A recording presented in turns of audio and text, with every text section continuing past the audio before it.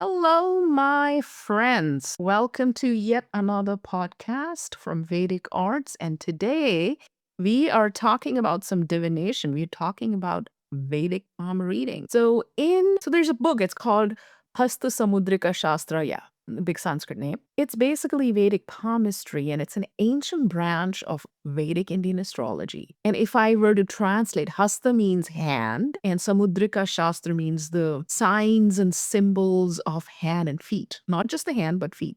So there are signs and symbols on our body. For example, let's say if somebody died of an accident, and it's possible in their next life they might have a sign or symbol in the area from which they may have died from. I mean, just to give you an example, so there are lines and shapes and mounds and markings on the palm of the hand, on the palm, on the bottom of the feet, and it reveals insights into a person's past life and who they are and where they're coming from, their present circumstances, their personality traits, and a future destiny.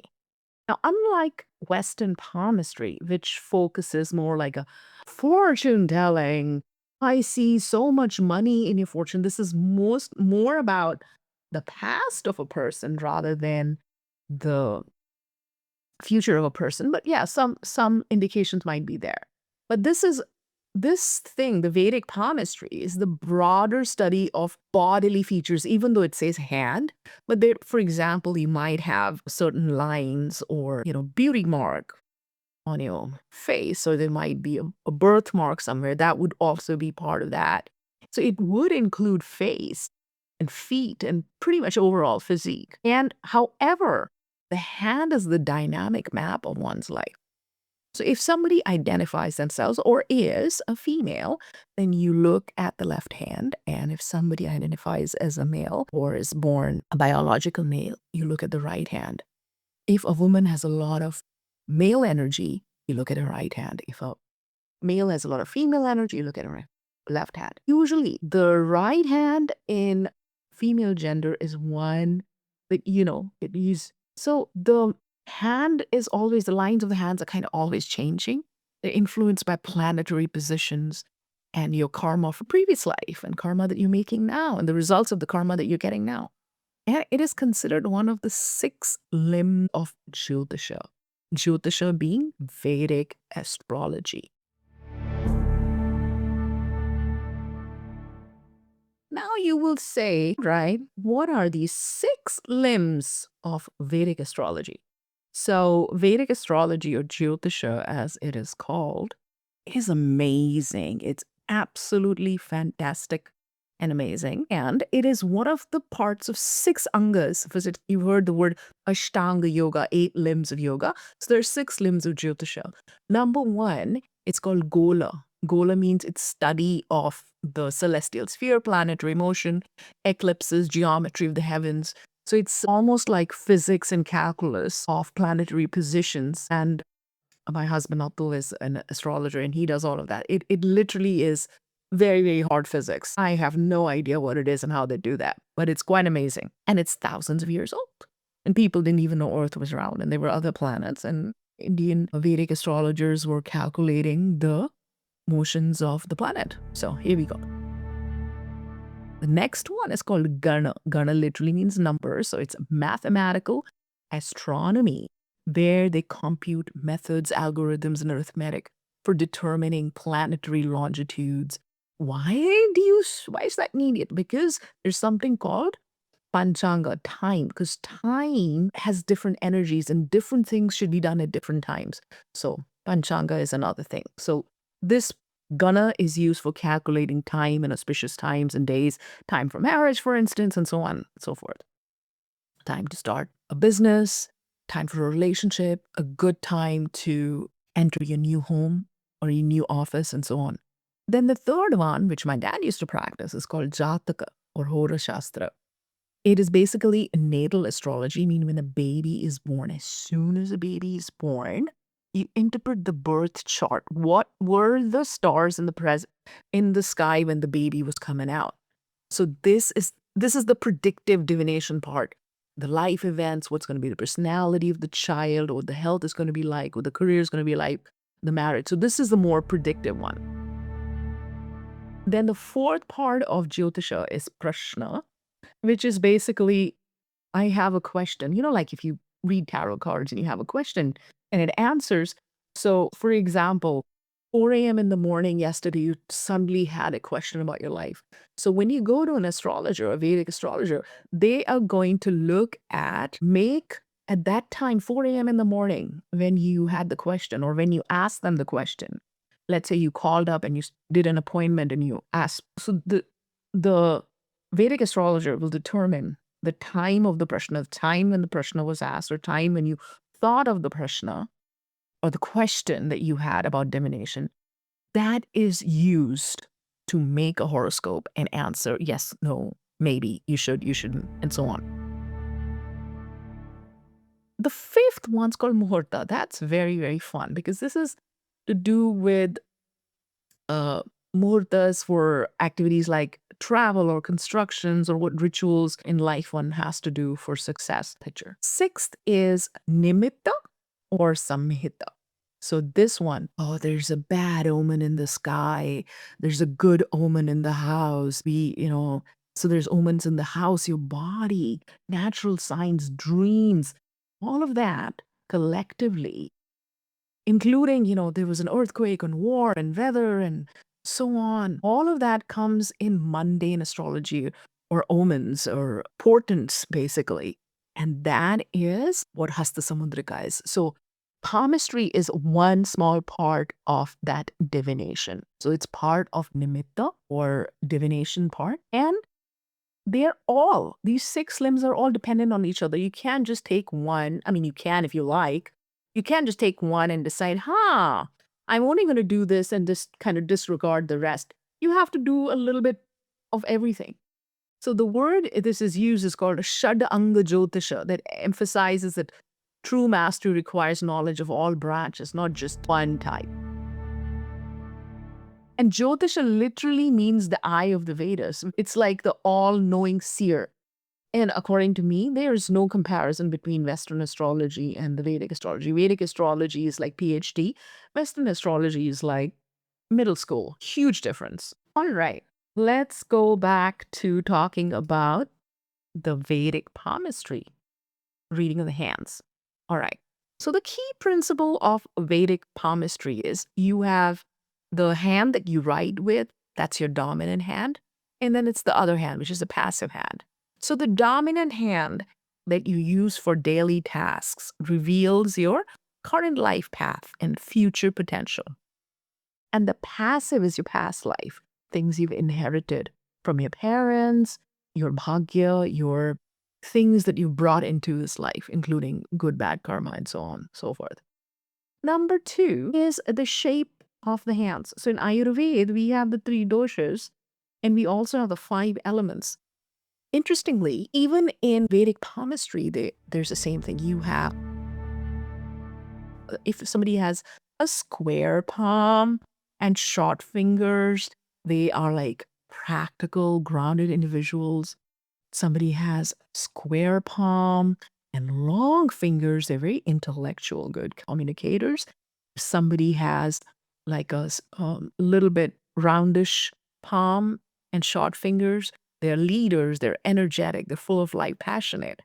And someone who has a long palm, it doesn't matter whether it's oblong or spherical or square, but long fingers, very long, those are very emotional people, very creative, very intuitive.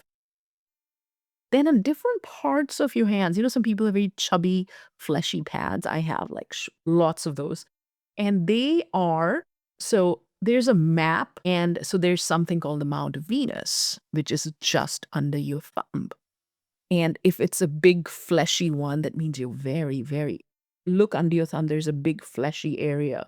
You love romance if that area is kind of fleshy and big. And then just under the index finger represents Jupiter, and that means it also represents knowledge and ambition. So if you, just under the index finger, if there is some symbol. There could be a symbol there, or there could be a fleshy pad that shows whether you are more academic or you're into, books and reading and academic pursuits, or maybe you're not. So that's one thing. The middle finger represents your Saturn. So fleshy one here means you're carrying a lot of karma, a big fleshy part under your middle finger, or there's certain symbols that you'll find under the middle finger. I feel very weird saying middle finger again and again. No pun intended. So that would be your Saturn, and you're carrying all of this, karma that you're working out and burning in this life is all going to be indicated there. Then you have your ring finger, which is love. It's all about love and romance and whatnot. Then let's look at the fingers and nails, the size of the fingers, whether your fingers are straight or they're slightly curved. Straight fingers, again, represent that the, favorable planet. If the fingers are slightly curved, then maybe the planet's giving you a little bit, the energy of the planet is not amazing right now and things like that. And then the length of the fingers, the flexibility of the fingers. Like if you take your thumb and your thumb doesn't stretch all the way back, then you're stubborn. And if you can easily take your thumb and stretch it back and it's flexible, then you're flexible. Then there's also the finger and nails can also, for example, if someone has beautiful long ring finger, they're very creative, very air sensitive types.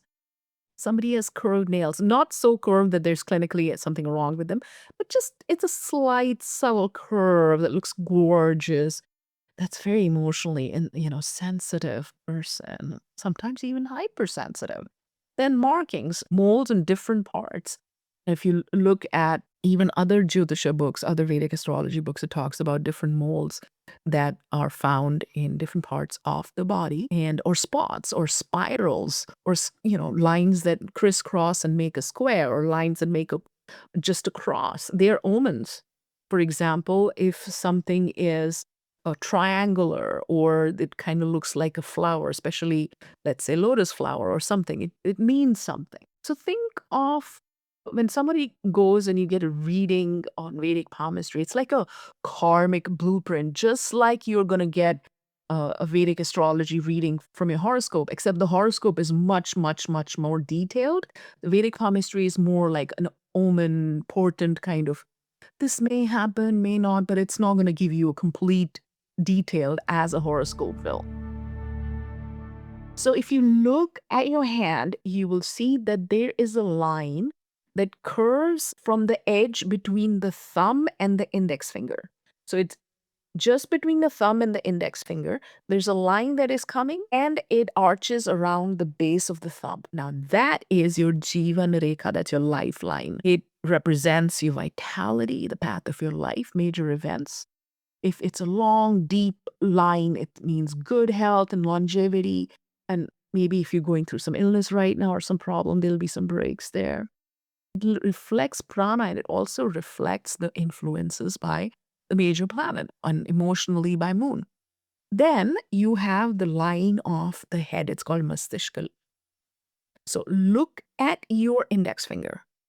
And just under the index finger, there's a line that starts. And it's a horizontal line that starts from under the index finger, right? And sometimes it's not going to start from index finger. For some people, it might start from the middle finger also. And that's called the headline, right? And it is your intellect, decision-making, your mental health. So if it's completely straight, then you have a very logical, practical mind. If it's slightly curved, you're slightly more creative and emotional. And you'll see some other lines or forks coming out of it, means that there's career shifts there. Then on the top, the first uppermost horizontal line that starts from the side of the little finger, teeny tiny little finger, moving towards the index, that is called the heart line. So the very first horizontal line on your hand is the heart line. It's above the headline, right? It is your emotions, your relationships, your love, stable heart, emotional turbulence. It represents Venus and Moon in your chart. And that leaves only one more line in your hand, which starts from, this one's vertical. So headline and heart line were vertical. This one, the headline and heart line, Mashtishka and Hriday Rekha, are horizontal on the hand. So there's another vertical line that goes all the way from the base of the palm, from your wrist. There is a line coming from your wrist, and it is curving and goes all the way either to your middle finger or to your index. So a vertical line from the base of the palm moving towards either your middle finger. This is called Bhagya Rekha, Saubhagya Rekha, line of fate. It doesn't mean everything is written. This is a kind of guidance, things to come. This is your career, destiny, influences from Saturn, your purpose of life, whether you're going to be self-made. What are you, again, in the left-hand handle, right hands, in the dominant versus passive hand, it's going to be different, these lines, because one is indicating past life karma and one is indicating the present life karma. Then this one's a little. Now, make your hand into a little wrist as if you're holding a big fat pen. So when you're holding it, on the edge of the little finger, you will see literally on the edge of the little finger towards the arm is very short horizontal line or lines. They are partnerships, unions, relationships. So if you have many lines, you've been in a lot of relationships. If you have a very thick line in the middle, that's marriage. If you have two thick lines, that's two marriages. If it is forked or nothing there or very light, then you may not get married or you may have relationship problems. And then there are other lines. For example, now under the little ring finger, there are certain shapes, and the shapes represent what is happening with the sun, or whether you're going to be famous and things like that. So most of us don't have it, obviously. But people who are famous will have just under the ring finger, they'll have certain, nuanced shapes in there. They might be like a shape of a triangle or, beautifully shaped sphere or a square and things like that. Or even a star. You've heard of the star of Mary. Jesus was born. What star? So she had a star in her hand, literally. So if you're going to do some self-reading is, first of all, make sure your hands are nice and clean. Then examine both hands. I would suggest take a picture of both hands and then put the picture of both hands in front of you. So if you're going to ask me to do a divination for you, I will ask you to send a picture of both. And then remember, anything that is deep, unbroken is positive. If it is faint or crossed, meaning there might be some obstacles. And you might need some mantras or gems or just need to burn it off. Do consult a Vedic astrologer or palmist. They know what they're talking about. Honestly, there's apps now, but nothing beats meeting an actual diviner or Jyotisha. So, and it's not be all and end all. So if you were to come to me, I will also maybe along with that either do a tarot, or I might ask you about your dreams and so on. I might also look at your face, and I might ask you, do not wear nail polish and do not wear makeup and foundation on your face and things like that, because that is part of that as well. Well, hope you enjoy my podcast. I'll see you next time.